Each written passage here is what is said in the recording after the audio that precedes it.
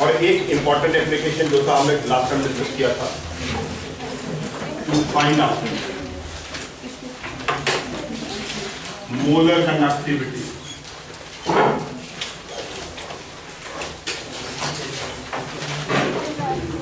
Of a weak electrolyte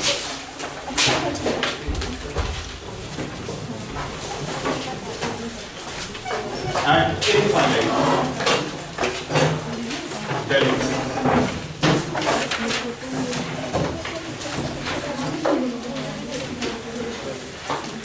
इसमें एक numerical भी किया था लास्ट टाइम हमने. तो let's lock application to find out molar conductivity of a electrolyte at infinity. अपना सेकंड एप्लीकेशन लिखो to find out degree of dissociation. To find out degree of dissociation of a weak electrolyte. To find out degree of dissociation of a weak electrolyte. आगे लिखो and dissociation constant. And dissociation constant. To find out degree of dissociation of a weak electrolyte and then dissociation constant. तो बच्चे ये एक और application है to find out degree of dissociation. Degree of dissociation alpha.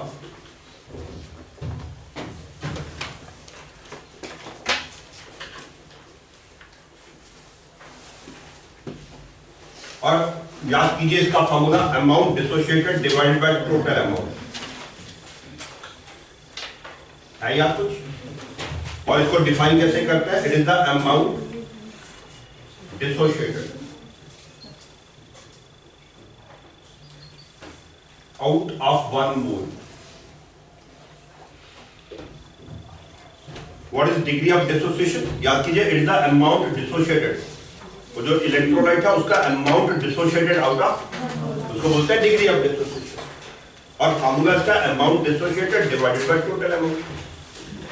और अगर आपको याद है अल्फा को अगर हम 100 से मल्टीप्लाई करें तो परसेंट डिसोसिएशन होता है.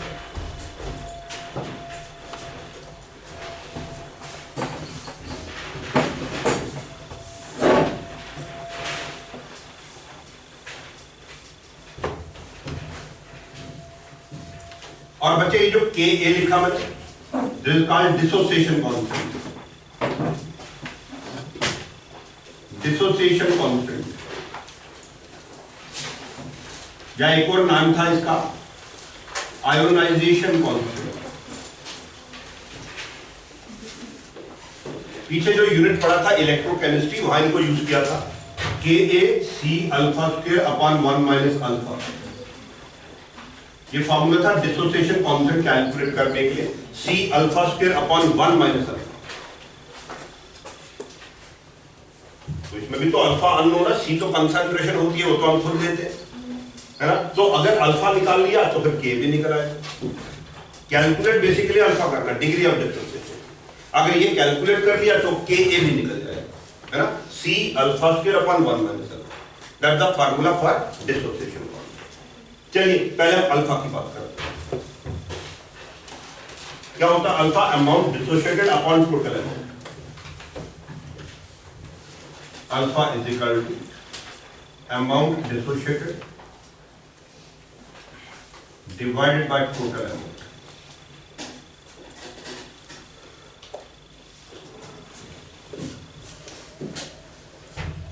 ठीक है बेटा, आप लिखना बंद करके देखेंगे, आप लोग तो समझ पाएंगे।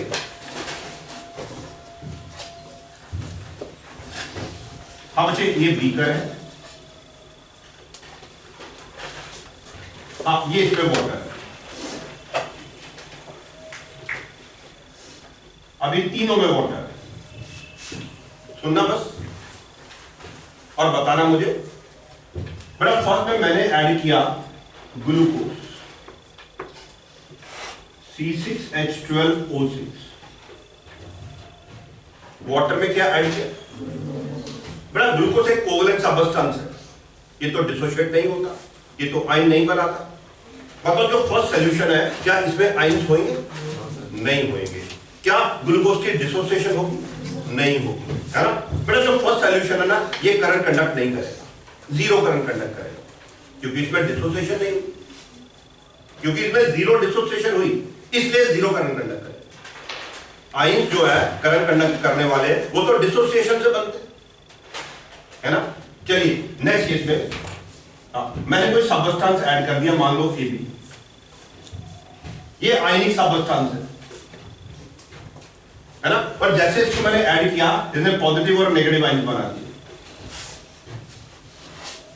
ओके, थर्ड केस में मैंने एक और इलेक्ट्रोलाइट ऐड किया CD, बेटा ये भी आयन बना सकता है। लेकिन फर्क क्या है, जो AB है ना, ये वीक इलेक्ट्रोलाइट है, मतलब ये कम डिसोशिएट करता है, और जो CD है वो स्ट्रॉन्ग इलेक्ट्रोलाइट है, मतलब वो आपने बताना है फर्स्ट केस में आयन ज्यादा होंगे, सेकंड केस में बोलो। तो सेकंड केस में आयन ज्यादा बनेंगे। बताओ सेकंड केस में आयन ज्यादा क्यों बनेंगे? बेटा मैंने ये भी 1 मोल ऐड किया, ये भी 1 मोल ऐड किया, क्योंकि ये भी वीक इलेक्ट्रोलाइट है, ये कम डिसोशिएट करेगा, कम आयन बनेंगे। और जो CD है वो स्ट्रॉन्ग इलेक्ट्रोलाइट है, या लिखता हूं VWE weak electrolyte, SE strong electrolyte. बस यही पॉइंट है समझने वाला, ये पॉइंट समझ लिया तो कॉन्सेप्ट समझ आ गया, ये फॉर्मूला निकला है। बताओ मुझे AB और CD वीक, बताओ AB कम डिसोशिएट करेगा या ज्यादा? आयन्स कम बनेंगे और कंडक्टिविटी कम होगी, है ना। CD स्ट्रॉन्ग इलेक्ट्रोलाइट है, ये ज्यादा डिसोशिएट करेगा, ज्यादा आयन बनेंगे और कंडक्टिविटी। क्या मैं कंक्लूड करूं, जो कंडक्टिविटी है that is directly proportional two degree of dissociation. जो सब्सटेंस जितना ज्यादा डिसोशिएट करता है, वो उसी के पैरेलल करंट कंडक्ट करता है ना। तो मैं यहां लिखता हूं यस कंडक्टिविटी, हमारा यहां लिखता हूं molar conductivity at some concentration. बोलो, molar conductivity at is directly proportional amount dissociated। अभी लिखना नहीं, पहले अंडरस्टैंड करना है। Conductivity at some concentration is directly proportional to, बच्चे अगर ये 1% डिसोशिएट हुआ तो 1% के बराबर करंट कंडक्ट करेगा। अगर ये 10% डिसोशिएट हुआ तो 10% के, अगर ये 40% डिसोशिएट हुआ तो सुनना मेरी तरफ देखकर बोलना, नीचे क्या लिखा? हाँ यस, क्या नीचे सोच के बताओ। टोटल अमाउंट मतलब 100% अमाउंट कब करंट कंडक्ट करेगा? टोटल अमाउंट कब करंट कंडक्ट करेगा? जब पूरा डिसोशिएट करेगा, है ना। और पूरा डिसोशिएट करेगा एट इनफाइनाइट डायल्यूशन, है ना। सो ये टोटल अमाउंट, ये molar conductivity at infinite dilution is directly proportional to total amount. Please बेटा पढ़ के बताना, सेकंड दोनों पॉइंट समझ आ गए, है ना। Molar conductivity at some concentration that depends upon amount dissociated. और सारे का सारा साल्ट कब करंट कंडक्ट करेगा? जब सारे का सारा डिसोशिएट होगा। और सारे का सारा कब डिसोशिएट होगा? At so molar conductivity at infinite dilution is directly proportional. तो बेटा हो गया सॉल्व। अब अमाउंट डिसोशिएटेड की जगह मैं क्या लिखूंगा, है ना। तो ये बेटा इसका फार्मूला आ गया, molar conductivity at some given concentration divided by molar conductivity at given concentration। लिख लीजिए, बस यही फार्मूला लिखना। अब मेरा फार्मूला याद रखना, अल्फा कैलकुलेट करना है तो molar conductivity at some given concentration divided by molar conductivity at infinite.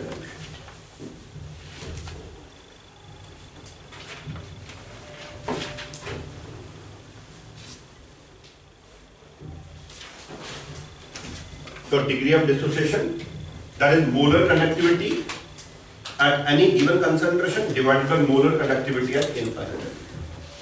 और बच्चे अगर पूछा जाए परसेंट डिसोसिएशन तो आप क्या करेंगे, अल्फा को 100 से मल्टीप्लाई कर देंगे तो परसेंट डिसोसिएशन। और एक बार आपने अल्फा कैलकुलेट कर दिया तो नेक्स्ट स्टेप है के ए, ये भी कैलकुलेट हो जाएगा। K A is equal to C alpha square upon 1 minus alpha. तो बुक में कुछ क्वेश्चन मिलेंगे, कैलकुलेट डिग्री ऑफ डिसोसिएशन या फिर कैलकुलेट डिसोसिएशन कांस्टेंट। तो जब डिसोसिएशन कांस्टेंट कैलकुलेट करना उसमें पहले अल्फा कैलकुलेट करना इस फॉर्मूला से, फिर पुट करना। तो ये एक और एप्लीकेशन आ गया। चलिए नेक्स्ट लिखिए, एक और एप्लीकेशन सी लिखिए। To calculate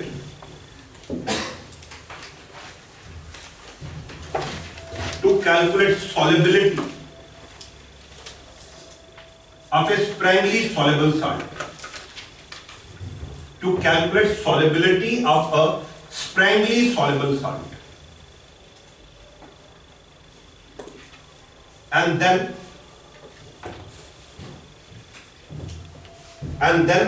calculate its solubility product,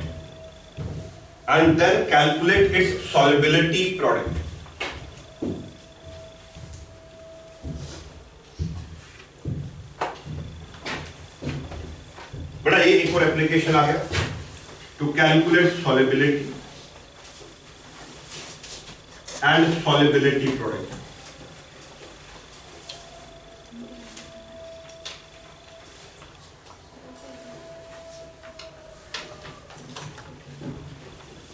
देखो याद करो, केमिकल इक्विलिब्रियम में अगर आपको सॉलिबिलिटी गिवन होती है फिर आप सॉलिबिलिटी प्रोडक्ट निकाल लेते हैं। तो कुलैश लॉ की हेल्प से हम सॉलिबिलिटी निकालेंगे। तो एक बार सॉलिबिलिटी निकला तो सॉलिबिलिटी प्रोडक्ट निकल के आ जाएगा। लेकिन किसके लिए? For sparingly soluble salt. बड़ा ऐसा सॉल्ट जो बड़ी थोड़ी सी अमाउंट में डिसॉल्व होता है। नंबर 2, डिसॉल्व होते ही सैचुरेटेड सॉल्यूशन बना देता है। Sparingly soluble salt A salt which is soluble in a very small traces, है ना। और डिसॉल्व होते ही सैचुरेटेड सॉल्यूशन बना लेता है। 2 पॉइंट। तीसरा पॉइंट, बेटा क्योंकि बड़ी थोड़ी अमाउंट में डिसॉल्व हो रहा है, the solution will be solution at infinite dilution, क्योंकि सॉल्ट बहुत थोड़ा सा है ना। लिखिए, a sparingly soluble salt dissolves in a sprangly soluble salt dissolves in traces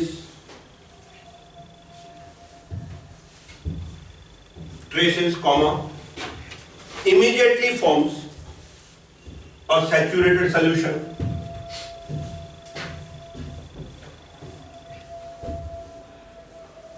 थोड़ी सी अमाउंट में डिसॉल्व होता है, डिसॉल्व होते ही सैचुरेटेड सॉल्यूशन बना लेता है। And the solution can be treated as solution at infinite dilution,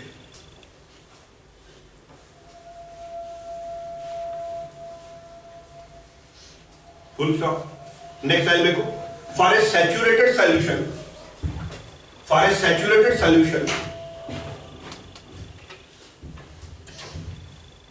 आगे लिखो, molarity is equal to solubility. For a saturated solution molarity is equal to solubility. बच्चे बताना, कुछ याद आया? सॉलिबिलिटी क्या होता है? वो मोलैरिटी होता है बट है ना सैचुरेटेड सॉल्यूशन, है ना। अब मैं एक फार्मूला लिख रहा हूं यहां पे,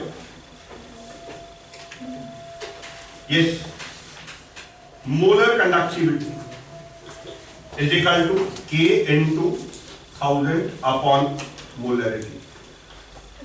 आप भी लिखिए फार्मूला ये और बताइए याद है फार्मूला ये?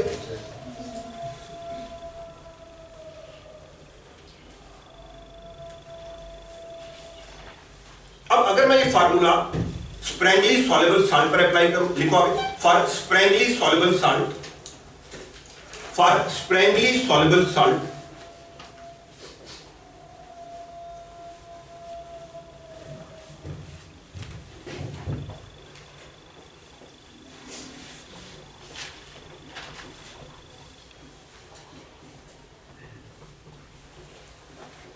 बोर्ड पर देखना जो मैंने चेंजेस की।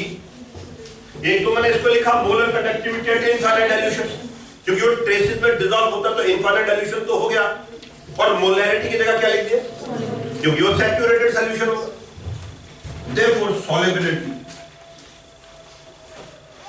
solubility is K into 1000 upon molar conductivity at infinite.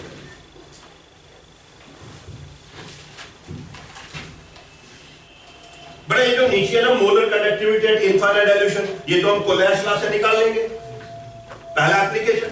बड़ा जैसे ये निकलेगा 1000 K, ये एक्सपेरिमेंट में निकलता 1/r into L by, है ना, उसके बाद solubility निकल आएगी। Using this formula we can calculate solubility. लिख लो ना आपने, using this formula we can calculate solubility.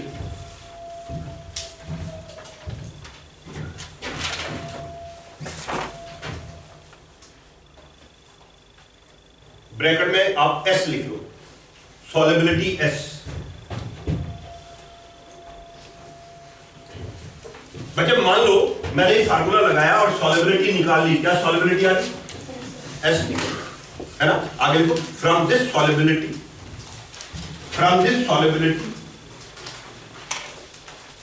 Comma solubility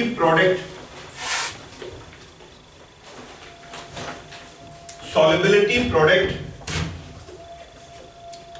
can be calculated.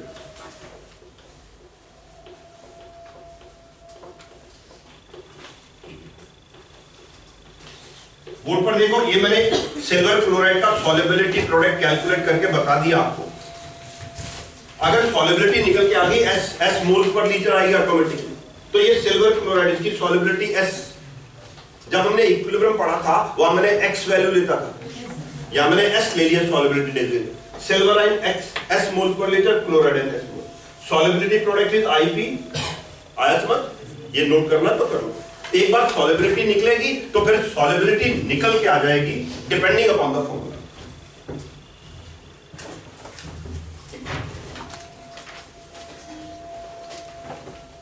तो बड़ा ये था discussion on Kohlrausch law and its application.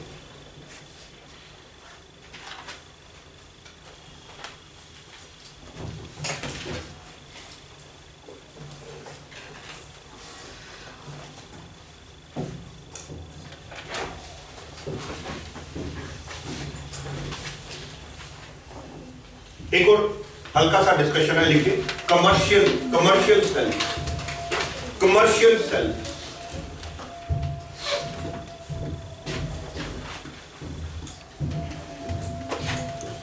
तो बच्चे वो सेल जिनको हम लोग कमर्शियली यूज करते हैं,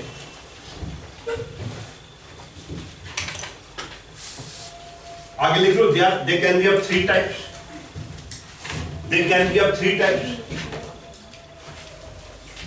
नंबर 1 लिखो प्राइमरी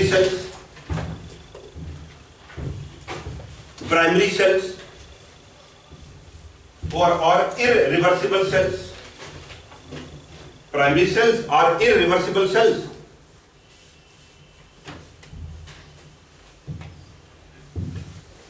बेटा ये वो सेल्स हैं जिनको आप दोबारा चार्ज नहीं कर पाते, प्राइमरी सेल्स, है ना, वन टाइम यूज करते हैं।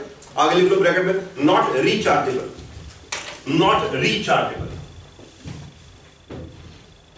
तो बच्चे प्राइमरी सेल्स वो हैं जिनको हम दोबारा चार्ज नहीं कर पाते। क्यों नहीं कर पाते, सुनो मेरी तरफ बेटा, क्योंकि उस प्राइमरी सेल में जो सेल रिएक्शन है ना, उसमें एक ऐसा प्रोडक्ट होता है जो या तो गैस की फॉर्म में बाहर निकल जाता है। बेटा जब वो बाहर निकल गया तो रिएक्शन कैसे रिवर्स कर पाएंगे। अगर याद है इक्विलिब्रियम में तो मैंने आपको बताया था, none of the reactant or product should escape the reaction mixture। तो मान लो सेल रिएक्शन में एक प्रोडक्ट गैस है, वो निकल गया बाहर, अब रिएक्शन उल्टी होएगी नहीं, रिचार्जिंग होएगी, है ना। या कई बार कोई ऐसा सबस्टेंस होता है जो प्रेसिपिटेट की फॉर्म में रिएक्शन मिक्सचर से बाहर निकल जाता है, तो भी नहीं होगी रिएक्शन रिचार्ज। कौन सी रिएक्शन रिचार्ज होती है, कौन सा सेल रिचार्ज होता है, जिसमें सारे रिएक्टेंट, सारे प्रोडक्ट्स सॉल्यूशन के अंदर रिएक्टिंग फॉर्म में रहें, ताकि आप रिएक्टेंट से प्रोडक्ट बना सके और प्रोडक्ट से दोबारा, याद रखो सारी रेडॉक्स रिएक्शन रिवर्सिबल होगी। सारी रेडॉक्स रिएक्शन, सुनो मेरी तरफ, मान लो एक सेल आपको 2 वोल्ट करंट देता, कितने, वो आपको करंट दे रहा है, रिएक्शन होगी। बेटा अगर आप उसको 2 से ज्यादा वोल्ट बाहर से दे, मान लो 3 वोल्ट दे, सेम रिएक्शन उल्टा होना शुरू हो जाती है। सारी रेडॉक्स रिएक्शन ऐसी होती है। बस एक ही कंडीशन है, कोई रिएक्टेंट या कोई प्रोडक्ट जो है वो रिएक्शन मिक्सचर में से एस्केप नहीं होना चाहिए।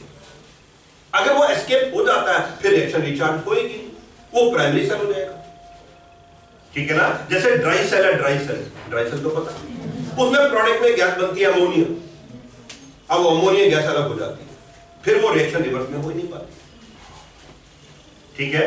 नेक्स्ट लिखो, इसमें एग्जांपल लिखते हैं तो लिख सकते हैं, for example dry cell, for example dry cell.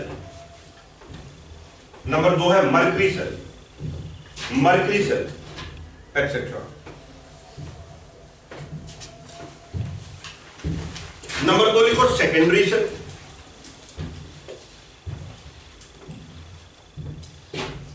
या फिर रिवर्सिबल सेल, सेकेंडरी सेल या रिवर्सिबल सेल। और ब्रैकेट में लिखो दे आर रीचार्जेबल,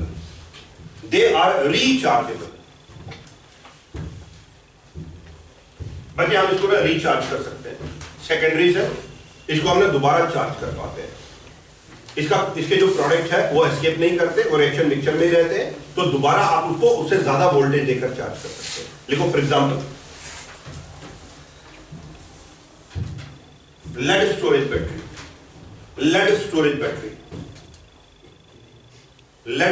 बैटरी, और नंबर 3 लिखो fuel cell.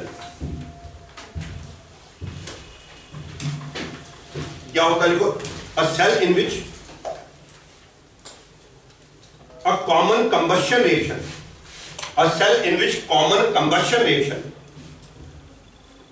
is used as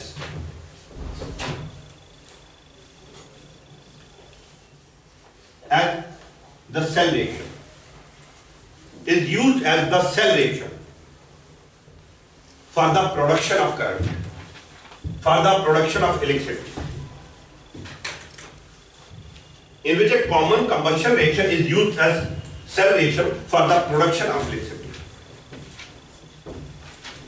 बेटा फ्यूल सेल में ना हम अपने कॉमन फ्यूल यूज करते हैं, अपने घरों में जो फ्यूल यूज करते हैं, जैसे कुकिंग गैस है, जैसे हाइड्रोजन है, मीथेन, इथेन, प्रोपेन है, अगर हम उनकी कंबशन रिएक्शन से सेल बना लेते हैं तो उसे आप फ्यूल सेल बोलते हैं, है ना। लिखिए नंबर 1 ड्राई सेल। मैं बस ब्रीफ में टच कर रहा हूं, सेल रिएक्शन बताना चाह रहा हूं, बाकी आप जरूर बुक से पढ़िए। देखो इसमें anode that is zinc rod, लिखो आप, cathode that is graphite rod, electrolyte. जो कॉमन ड्राई सेल होता है जो मार्केट से परचेस करते हैं किसी टॉर्च में, बैटरी में ऐड करने के लिए, बड़ा उसमें जो एनोड है वो जिंक रॉड है, जिंक कंटेनर है, रॉड नहीं है, जिंक कंटेनर है। कैथोड जो है वो ग्रेफाइट कार्बन रॉड की फॉर्म में होता है, और उसमें इलेक्ट्रोलाइट होता है ammonium chloride, zinc chloride, manganese dioxide and carbon in the form of A paste.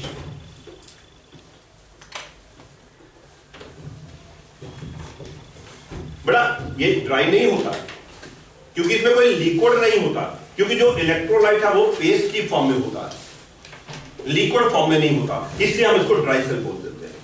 But you must understand ये ड्राई नहीं है, ड्राई होगा तो आइंस मूव ही नहीं कर पाएगा, ठीक है। नीचे लिखो रिएक्शन।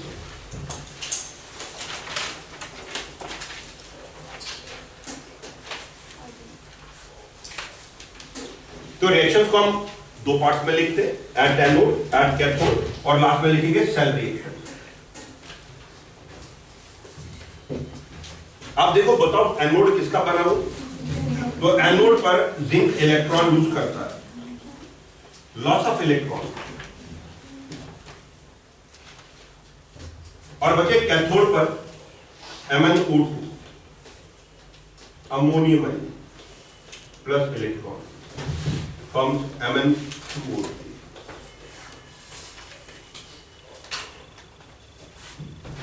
प्लस अमोनियम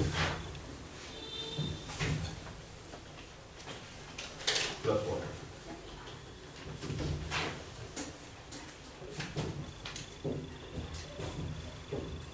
बेटा एनोड पर देखो लॉस ऑफ इलेक्ट्रॉन हो रहा है और कैथोड पर गेन ऑफ इलेक्ट्रॉन हो रहा है ना। MnO2, ये जो MnO2 है इसके साथ ये अमोनियम है और गेन ऑफ 2 इलेक्ट्रॉन। तो जो MnO2 है ना ये Mn2O3 में कन्वर्ट है। यहां मैंगनीज की ऑक्सीडेशन स्टेट +4 है, यहां +3 है। ये इंपॉर्टेंट पॉइंट है, याद रखना कि एनोड कैथोड पर मैंगनीज +4 से +3 ऑक्सीडेशन स्टेट पे चाहिए। अब मैं इन दोनों रिएक्शंस को ऐड करूं तो इलेक्ट्रॉन कैंसिल हो गए, ये बन गया zinc +2 times MnO2 +2 times ammonium, ये जिंक आई plus Mn2O3 +2 times ammonium plus water. This is the cell reaction.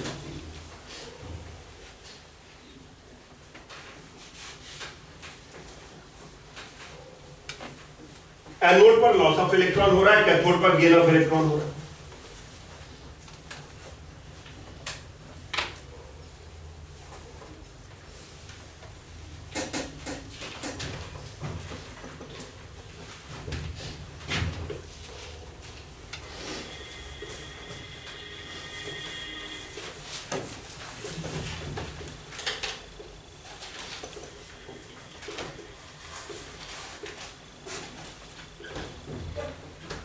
अच्छा बेटा, इस सेल में ना अमोनिया निकल रहा है ना, और अमोनिया की स्मेल ना थोड़ी अच्छी नहीं होती। अमोनिया लेबोरेटरी में कई बार स्मेल करते हैं है ना, पंजर स्मेल सी होती है। अब बेटा अब सेल जब आप बैटरी में यूज कर रहे हैं उसमें से हमेशा स्मेल आती रहेगी तो होता क्या, ये जो अमोनिया है ना, अमोनिया ये बाहर नहीं आता। ये जो अंदर जिंक क्लोराइड है ना, जिंक क्लोराइड वो इस अमोनिया को एब्जॉर्ब करके कॉम्प्लेक्स बना लेता है। जिंक क्लोराइड जो है ना वो अमोनिया को डिसॉल्व करके एक कॉम्प्लेक्स बना लेता है, ताकि अमोनिकल स्मेल जो है ना वो बाहर नहीं आती। ये जो सेल है जब फ्रेश होता है तो बेटा इसका कोई 1.25 वोल्ट से लेकर 1.5 वोल्ट तक पोटेंशियल होता है। बोलते हैं 1.5। आप देखिए कभी सेल जो मार्केट से लेते हैं उसके ऊपर 1.5 वोल्ट लिखा होगा।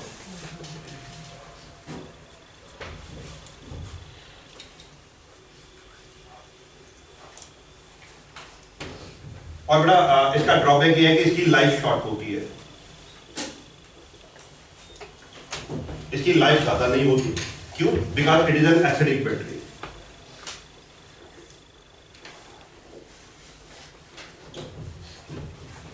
आप कहेंगे ये एसिडिक क्यों है, इसमें एसिड तो नहीं है। बड़ा एक्चुअली जो अमोनियम क्लोराइड है ना ये हाइड्रोलाइज करके एसिड बनाता है। ये जो अमोनियम क्लोराइड साल्ट है, अमोनियम क्लोराइड साल्ट ये वाटर से हाइड्रोलाइज हो जाता है, बनाता है अमोनियम हाइड्रोक्साइड एंड HCl। आप देखना, देखो ये वीक बेस है और ये स्ट्रॉन्ग एसिड है। ये वीक बेस है और ये स्ट्रॉन्ग एसिड की वजह से now it will be acidic. और ये जो एसिड है ना, एसिड ये क्या करता है, जिंक के साथ रिएक्ट कर देता है, मतलब जिंक को आहिस्ता आहिस्ता खा जाता है। जो जिंक कंटेनर है ना उसमें होल हो जाते हैं। ये जो एसिड बनता है it can destroy slowly the zinc container. मतलब आप सेल यूज नहीं कर रहे हो तो भी अगर सेल पड़ा रहेगा तो 6-8 महीने में उसका जिंक कंटेनर उसमें पोर्स होना शुरू हो जाएगा। तो हम बोलते हैं it is not a long life battery. Why? Because it is acidic battery. जो एसिड बनता है वो जिंक कंटेनर को, मेटल को कोरोड करना शुरू कर देता है। अब इसी तरह एक सेकंड है मर्करी से।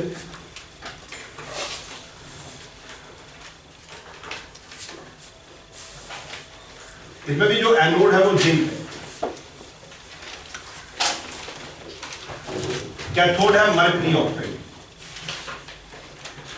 और इलेक्ट्रोलाइट बड़ा उसकी और सॉल्यूशन।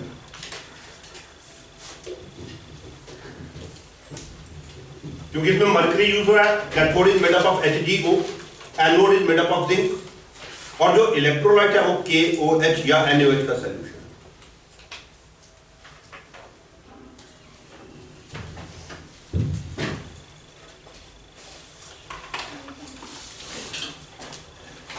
देखो बुक में ना क्वेश्चन मिलेंगे आपको, बताओ ड्राई सेल में एनोड पर कौन सी रिएक्शन होती है या कैथोड पर कौन सी रिएक्शन होती है या सेल रिएक्शन कौन सी है।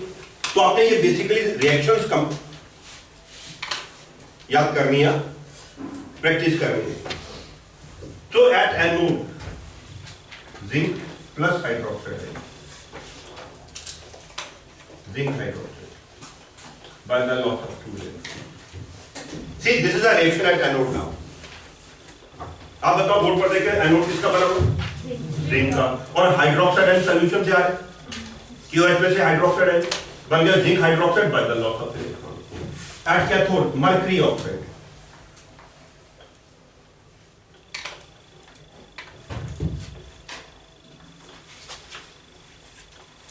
और बेटा गेन ऑफ इलेक्ट्रॉन हो गया कैथोड का, मर्करी ऑक्साइड वाटर, जो QH का सॉल्यूशन है उसमें वाटर भी है ना, तो बन गया mercury plus hydroxide ion bye the gain of 2। तो लॉस ऑफ इलेक्ट्रॉन एनोड पर हो रहा है और गेन ऑफ इलेक्ट्रॉन कैथोड पर हो रहा है, और ऐड करूं तो इलेक्ट्रॉन कैंसिल हो गए, जिंक प्लस HgO, बेटा हाइड्रोक्साइड आयन वो भी कैंसिल हो जाएंगे।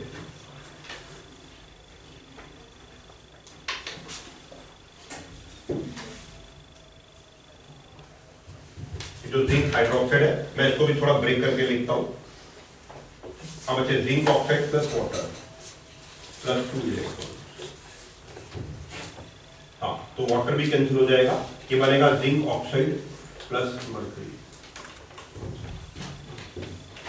बचे ये वाला वाटर और ये वाला वाटर, ये भी कैंसिल हो गया, और ये हाइड्रोक्साइड भी कैंसिल।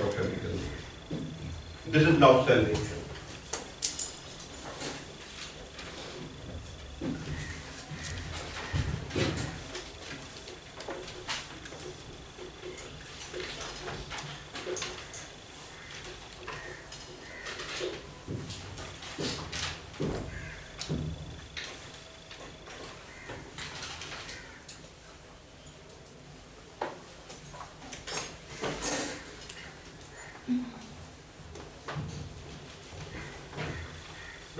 एक इंपॉर्टेंट पॉइंट है, ये जो मर्करी सेल है बड़े घड़ी में यूज होता है मर्करी सेल, वो बटन सेल जो होता है ना, देखना बड़ा, इसकी जो वोल्टेज है ना वो कांस्टेंट रहती है, वेरी इंपॉर्टेंट।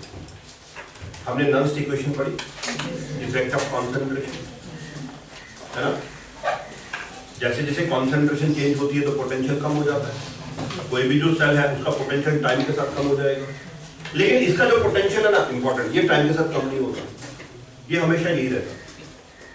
बड़ा उसका रीजन ये है, देखो ध्यान देना, बड़ा इसका इलेक्ट्रोलाइट कौन सा है, बड़ा QH में क्या होता है, देखो पहले स्टेप में OH यूज होते हैं, दूसरे स्टेप में बन जाते हैं। जो लास्ट वाली रिएक्शन है ना उसमें देखो कोई आयंस है ही नहीं, zinc plus mercury oxide, zinc oxide है, मतलब जो इलेक्ट्रोलाइट है वो रिएक्शन में पार्टिसिपेट तो करता है, एक स्टेप में यूज होता है, दूसरे स्टेप में रिलीज हो जाता है, इलेक्ट्रोलाइट की कंसंट्रेशन चेंज ही नहीं होती। Are you able to understand? जो QH है ना, इसमें से QH भी यूज हो रहा है और वाटर भी यूज हो रहा है, देखो जो वाटर यूज हो रहा है वो प्रोड्यूस भी हो रहा है, इधर प्रोड्यूस हुआ इधर यूज हो रहा है, हाइड्रोक्साइड इधर प्रोड्यूस हुआ यूज हुआ इधर प्रोड्यूस हो रहा है। तो जो इलेक्ट्रोलाइट है उसकी कंसंट्रेशन कांस्टेंट रहती है थ्रू, इसलिए ये कांस्टेंट वोल्टेज है।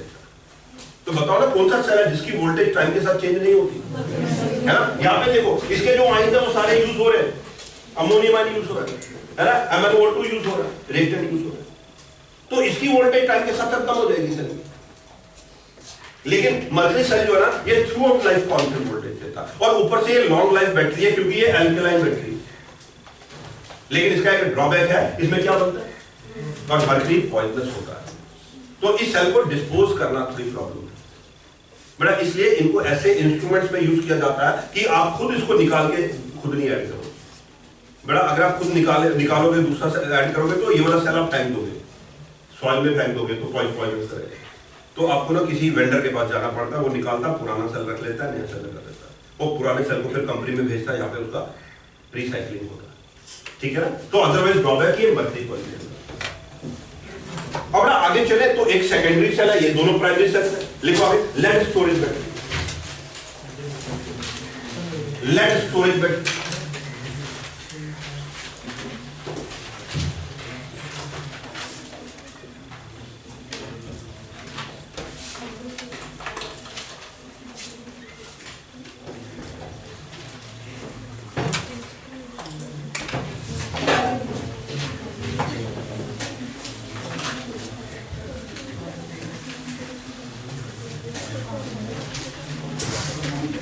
हमारा लेड स्टोरेज बैटरी, हमारे घर में जो इन्वर्टर है उसके साथ लेड स्टोरेज बैटरी होता है।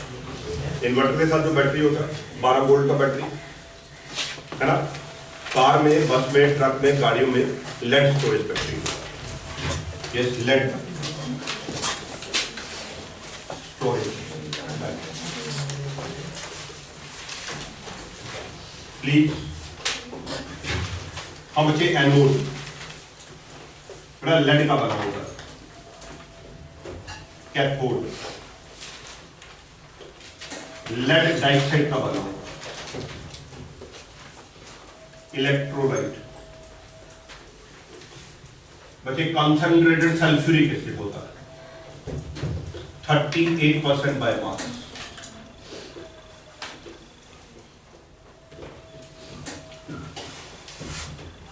एनोड लेड का बना है, कैथोड लेड डाइऑक्साइड का बना है, और इलेक्ट्रोलाइट कॉन्सेंट्रेटेड सल्फ्यूरिक एसिड, मतलब सल्फ्यूरिक एसिड का सॉल्यूशन है और उसका डेंसिटी 38% मास से कम नहीं होगा, 6 से ज्यादा ही होगा। अब एट एनोड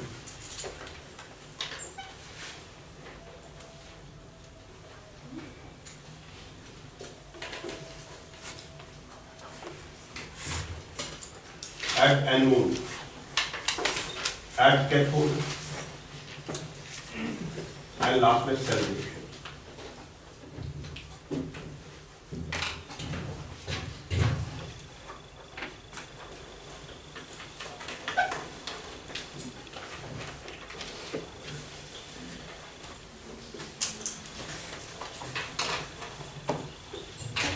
सुनो बेटा, ये जो सेल है ना लेड स्टोरेज बैटरी, इसको आप रिचार्ज कर सकते हैं। 2 पॉइंट, एक तो ये करंट देता है बेटा, जब ये करंट देता है तब इसको आप इलेक्ट्रोकेमिकल सेल बोलते हैं, है ना।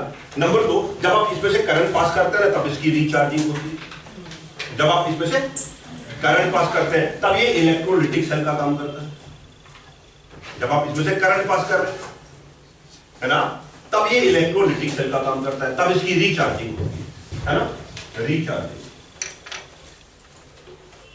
तो दोनों रिएक्शन में देखनी, और इलेक्ट्रोकेमिकल से डिस्चार्जिंग।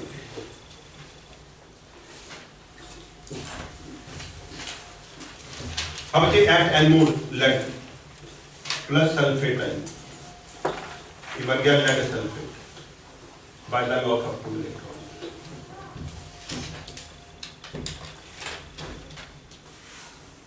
लेड खुद था anode, sulphate ion sulphuric acid से आ गया,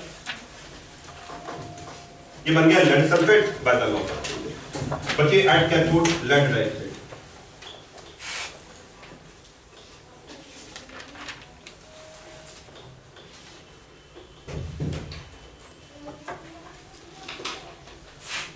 और ये आ गया gain of electron at cathode lead dioxide, ये लेड डाइऑक्साइड, HN और सल्फेट आयन तो सल्फ्यूरिक एसिड से आ गए, by the gain of 2 electron बन गया lead sulphate plus 2 times water.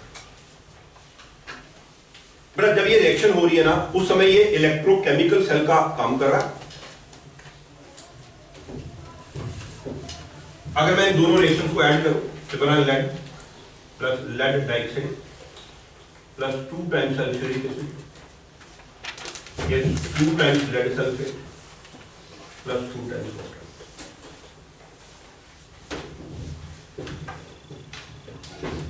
अब ये लेड है, ये लेड डाइऑक्साइड है, देखो 4H और 2 सल्फेट ही है, सबको मिलाकर मिलकर 2 टाइम्स सल्फेट आ गया, 2 टाइम्स लेड सल्फेट, और ये आ गया 2 टाइम्स वाटर। ये इलेक्ट्रॉन, ये इलेक्ट्रॉन।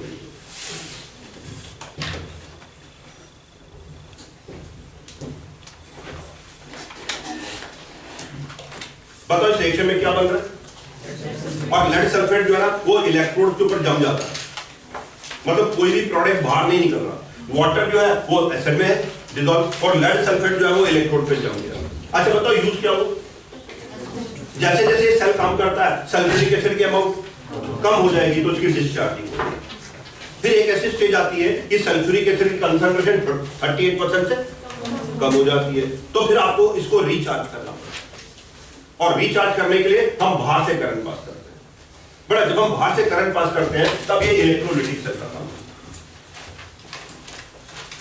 ठीक है। तो एट एनोड अब सेम रिएक्शन एनोड पर होती है, यस, एट एनोड ये बनता है lead sulphate plus 2 times water gives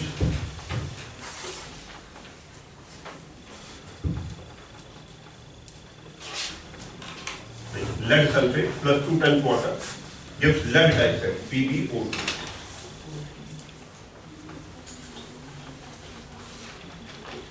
By loss of 2.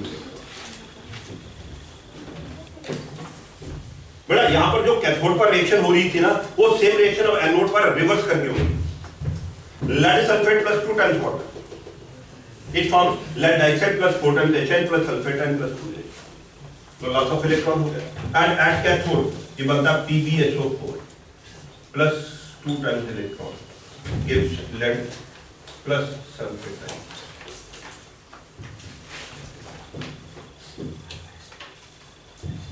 तो दोबारा अगर मैं इसको ऐड करूं, इलेक्ट्रॉन कैंसिल हो जाते हैं, ये बनता है 2 times lead sulphate plus 2 times water gives lead plus PbO2 plus 2 times sulfate. Now this is the cell reaction.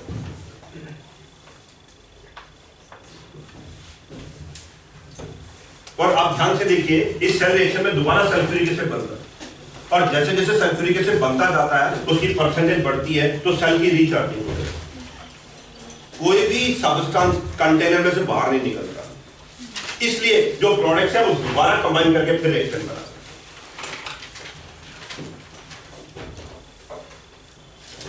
अच्छा, जब ये इलेक्ट्रोकेमिकल सेल है, जब ये फुली चार्ज होता है तो बेटा ये 2 वोल्ट देता है, वैसे 2.2 वोल्ट देता है, पर हम इसको अप्रॉक्सीमेटली 2 वोल्ट देते हैं।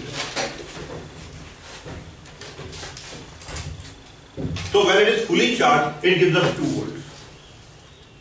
बेटा जो घर में बैटरी होती है ना, उस पर 12 वोल्ट लिखा होता है, उसमें एक्चुअली ना इसके 6 सेल सीरीज में जोड़ते हैं, है ना। बैटरी क्या होता है? बैटरी होता है, अब हम एक से ज्यादा सेल्स को जब हम सीरीज में जोड़ देते हैं हम उसको बैटरी बोलते हैं। तो जो लेड स्टोरेज बैटरी है, इसमें 6 सेल जोड़ दिए जाते हैं, तभी इसका वोल्ट हम 12 वोल्ट बोलते हैं, ठीक है। तो दैट इज लेड स्टोरेज। तो it is a reversible cell, इसको आप चार्ज कर सकते हैं। आप बोलेंगे सर चार्ज कर सकते हैं, रिएक्शन हो रही है तो फिर ये 1 साल के बाद खराब क्यों हो जाती है या 2 साल के बाद खराब क्यों हो जाती है?